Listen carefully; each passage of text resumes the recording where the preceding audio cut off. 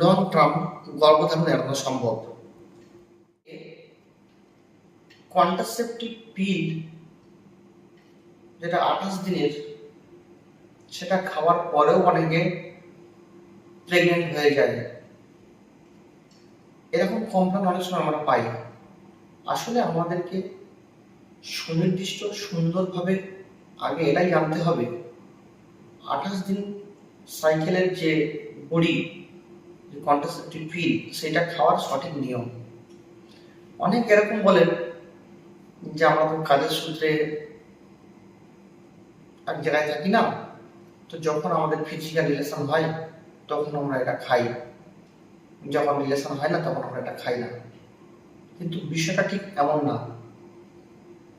বা অনেক সময় কি হয়, পাশের থেকে কারোর কাছ থেকে একটা কি দুটো নিচ্ছে, খেয়ে নিল,